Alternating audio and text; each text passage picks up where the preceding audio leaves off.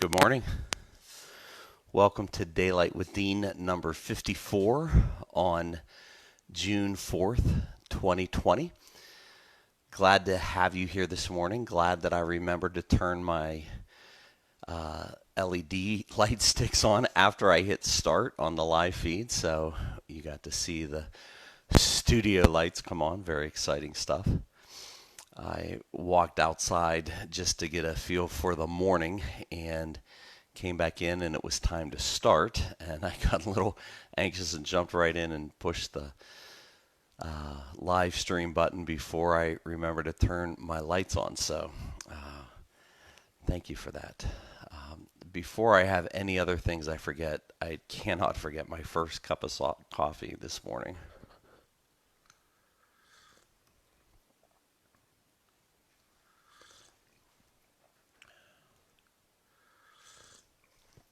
Oh, is that good? That coffee hits the spot. Morning, Alex. Glad you're up, buddy. What do you have going on so far? Go walk the dog.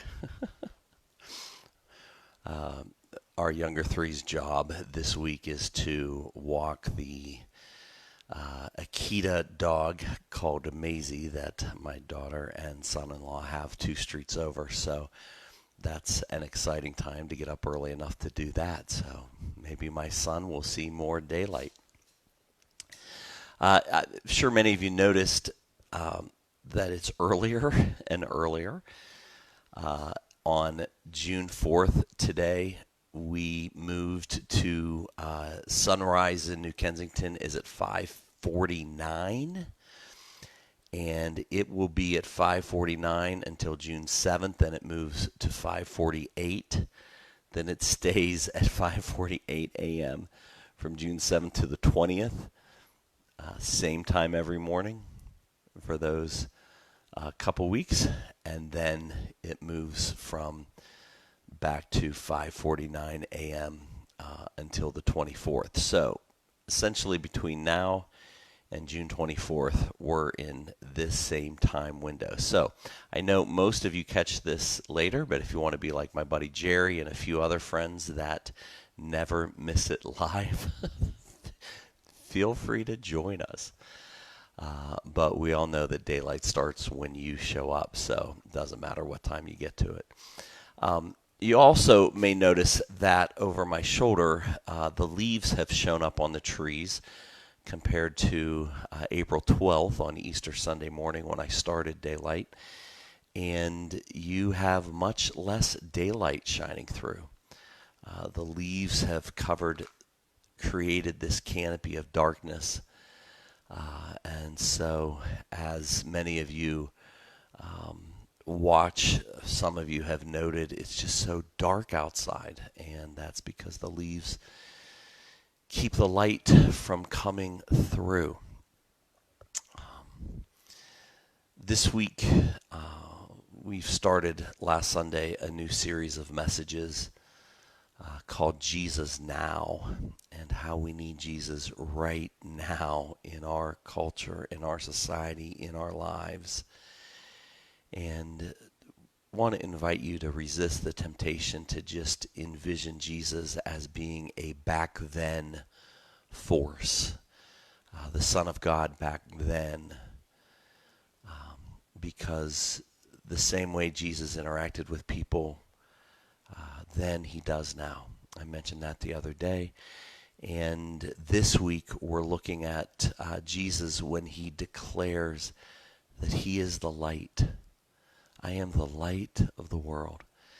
And it's a great declaration because he declares, since he is the light, now we get to be the light. We are called to be the light. So we're going to be exploring that Sunday in our sermon. And I just want to ask you, during this time, where could your light shine just a little brighter, just a little more intentional? 2 days ago when I shared my friend's Facebook post, you saw in action two neighbors, husband and a wife, saying, our light can shine brighter. We can be more intentional. We can do better. And I know not all of us live in a racially diverse neighborhood. Not all of us live in a place where our light can shine in relationship to all that's going on in our country right now in the same way. And I love that Jesus doesn't call us all to do the same thing. I remember that little Sesame Street skit where everybody wanted to be a fireman, so everybody became a fireman, and then somebody got sick and there were no doctors, and everybody wanted to become a doctor, and then everybody became doctors, and then somebody was hungry and wanted to go out to eat, and there were no restaurants because there were no cooks. And it's been probably 50 years since I've seen it, so pardon me if I don't get all of the examples right on that. But even at that very early age, I learned, hey, we're not all called to do the same thing. We're not all called to be the same. And our lights are not all called to shine in the same way. And I love that. So I just want to ask, where does your light shine? Where do you bring goodness and blessing and love, compassion and kindness and grace? Where do you where do you bring the light that has been entrusted to you? Where do you help light the darkness?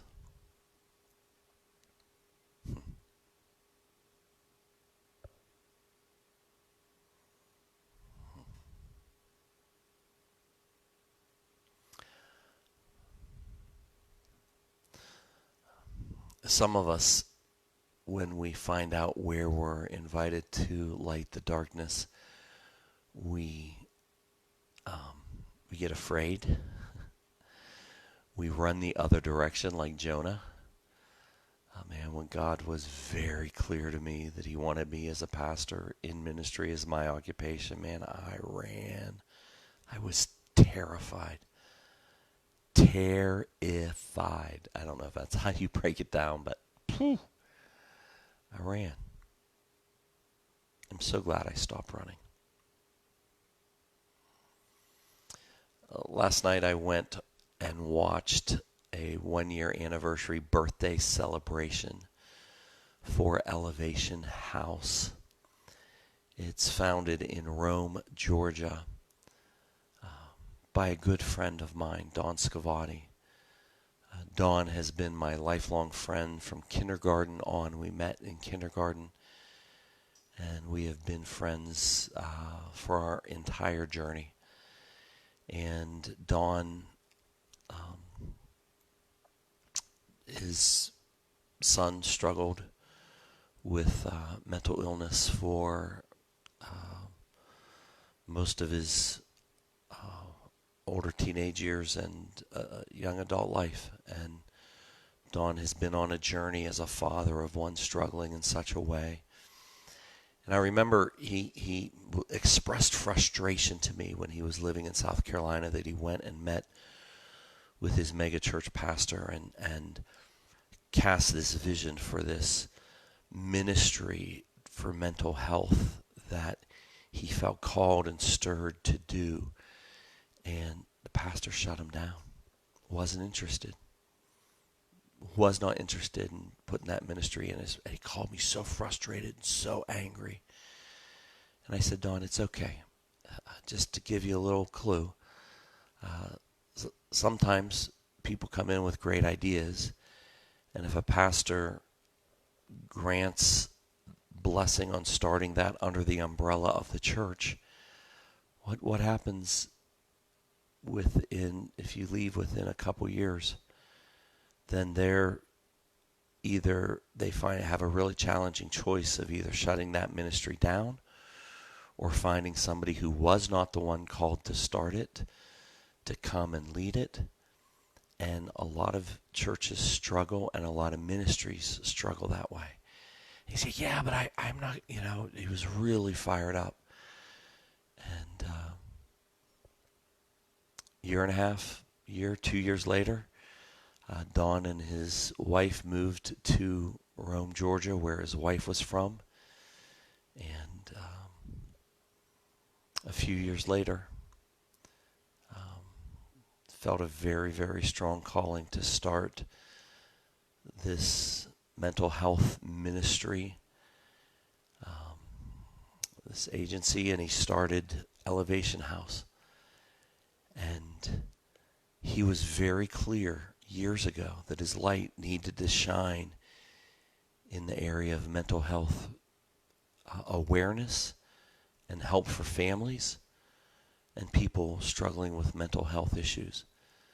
And it took a few years for that to get clearer, and it took a lot of courage for my friend Don to start this nonprofit and this great ministry that's helping big time.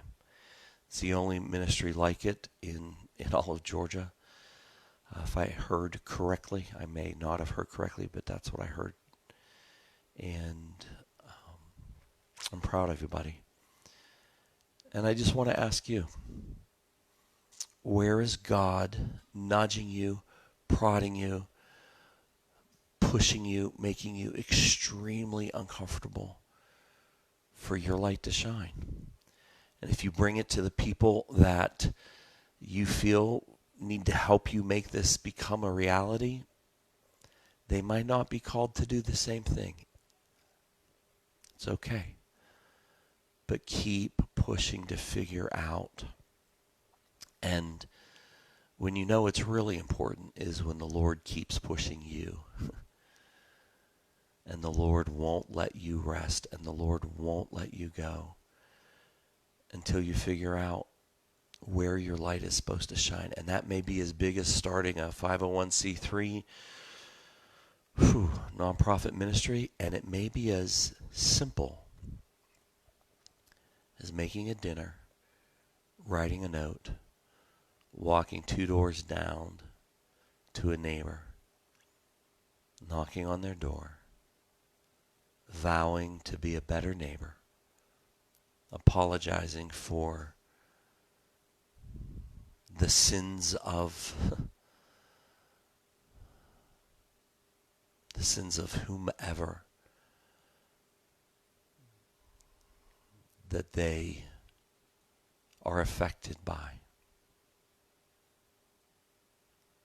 seeking to understand, enter into their experience, into their world,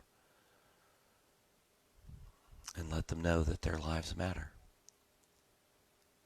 So I want to invite you to shine. To shine. If I would have sat down without these lights on, you would have seen how challenging it is to do good and keep lights out. You would have seen the darkness winning the day. You would have seen how disruptive darkness would be.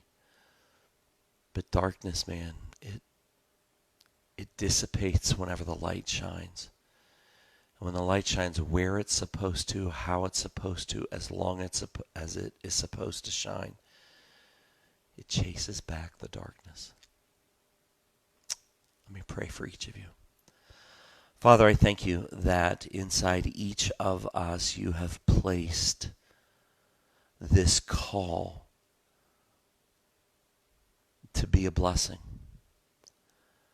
And Father, for those of us that follow you, you have placed your Spirit, who is the illuminator, who is the light. And may we not hide our light under a bushel. And may we not hide it in a closet. May we not hide it in the lightness of only other believers and have a great big light party just surrounded by nothing but fellow light people. But may our light shine in the darkness. May our light shine where you call us.